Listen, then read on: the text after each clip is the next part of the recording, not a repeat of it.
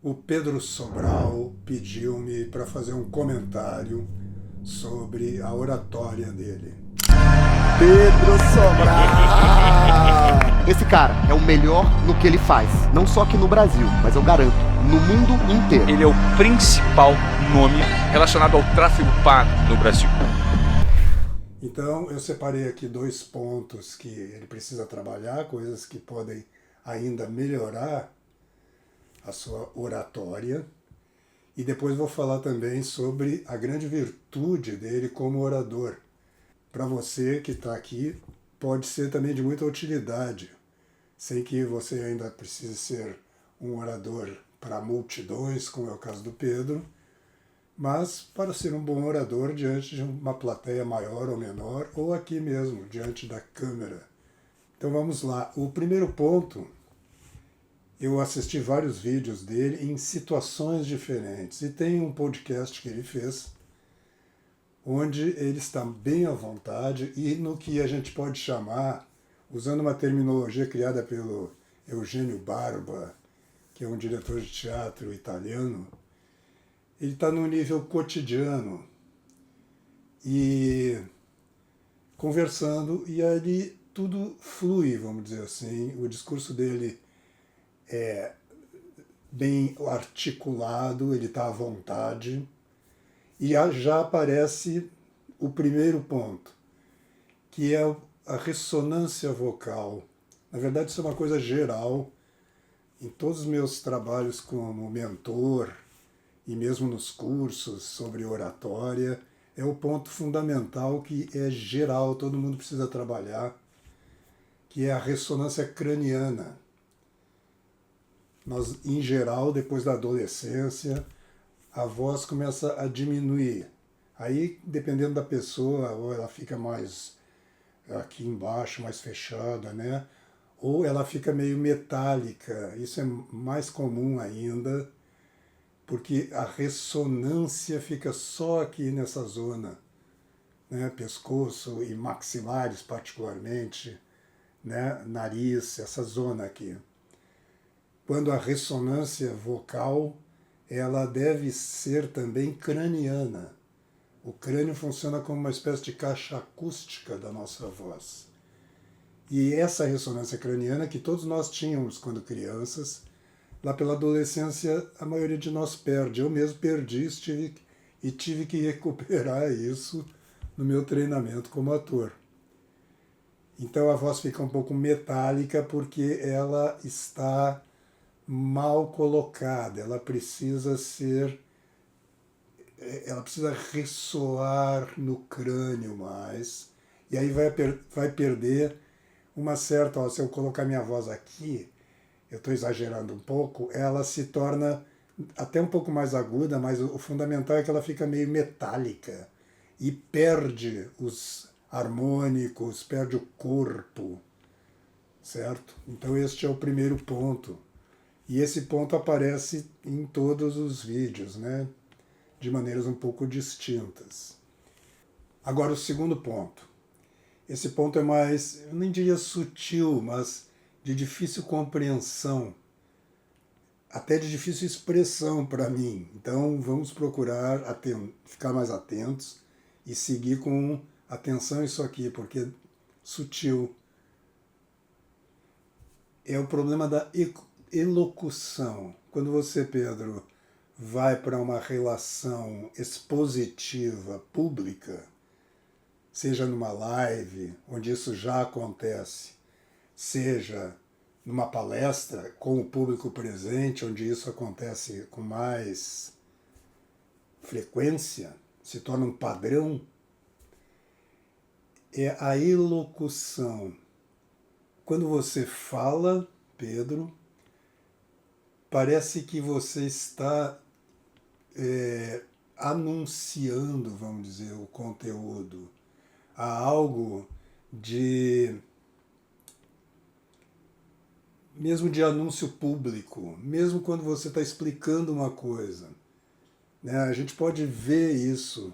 Eu vou mostrar para você um trecho de uma palestra e vou comentar isto. Vou pegar um trecho qualquer de uma palestra pública. E pago com consistência. E aí você me pergunta, Pedro, como que eu faço para ter mais consistência? Eu te dou. Por exemplo, aqui, e aí você me pergunta, Pedro, como que eu faço para ter mais consistência? É como se você estivesse anunciando isso, em vez de falar direto com o interlocutor. E aí você me pergunta, Pedro, como é que eu faço para ter mais consistência? Ou algo nesse sentido, quer dizer, não precisa ser nessa forma, mas acho que fica clara a diferença, né? Mostrando, acho que é mais evidente do que descrevendo, porque é difícil descrever uma coisa tão sutil. Essa forma, vamos dizer, de anúncio, ela é comum em toda a palestra. Então fica um pouco até homogêneo tudo. Claro que com variações, mas você, Pedro, está numa relação, e isso é visível na sua palestra, gravada aqui, hein? É visível, você está numa relação direta com o seu público. Entretanto, na elocução não é direto. Parece que você está apresentando isto num painel. Acho que ficou claro, né?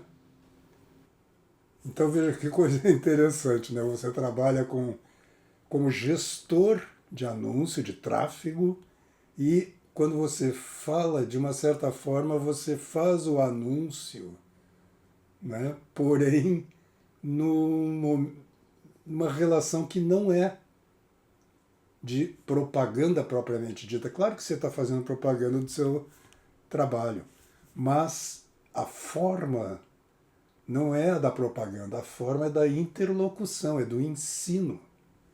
E você é um ótimo professor. Aqui nós podemos já transitar para o terceiro ponto que eu queria comentar, que é a grande virtude do Pedro como orador. Ele afirmando que assim sempre achou fascinante, sempre se sentiu atraído pela carreira, pela vocação de professor.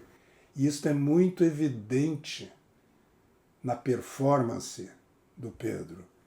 Você vê que ele tem um profundo interesse, paixão mesmo, tanto pelo assunto, ele gosta muito da gestão de tráfego e, portanto, o que ele está ensinando, isso é fundamental para qualquer professor. Um professor que não ama, que não é apaixonado pelo seu conteúdo, simplesmente não é um professor, pelo menos daquele conteúdo. Então, essa paixão que exala, que irradia da sua performance, ela não penetra, vamos dizer assim, na elocução, na maneira de falar, por causa dessa espécie de cacuete, de vício, de olhar, vamos dizer, um pouco desviado do ponto da fala mesmo, que é a minha relação com o meu interlocutor. Essa relação se dá fisicamente, mas na fala ela ainda precisa ser ajustada. É fundamental isso, agora falando com você, que está passando aqui pelo vídeo, não só com o Pedro, é fundamental isso, seu interesse pelo assunto e pelo interlocutor para ensiná-lo, transmitir. Você vê que no Pedro é clara a generosidade que ele tem, como todo bom professor é. Todo bom professor não fica escondendo o jogo. Não, ele quer que você entenda mesmo, ele quer transmitir o conteúdo, ele quer que você aprenda. E, portanto, o fundamental de um bom orador é o seu interesse pelo assunto, o seu domínio, evidentemente, do assunto, e o Pedro tem um domínio de sobra sobre esse assunto, e o seu interesse em transmitir isso, em que o outro compreenda. Vale lembrar, eu até copiei aqui para ler para vocês uma frase do Dale Carnegie, que é: você pode conquistar mais amigos em 2 meses interessando-se pelas outras pessoas do que em 2 anos tentando fazer com que as outras pessoas se interessem por você. Até porque o professor não quer que o seu aluno se interesse pelo professor, particularmente, mas pelo assunto. É o assunto que interessa. É como se os dois estivessem voltados para o mesmo ponto. E é sobre aquilo ali que nós estamos falando.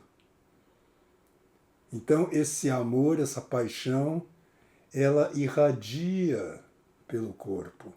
Ela irradia nos olhos, os olhos brilham quando você está apaixonado por alguma coisa. Então lembre-se disso mesmo. Às vezes você é apaixonado por um assunto, mas você ou está cansado, ou está sem muita disponibilidade, enfim, e isto não se traduz no seu comportamento.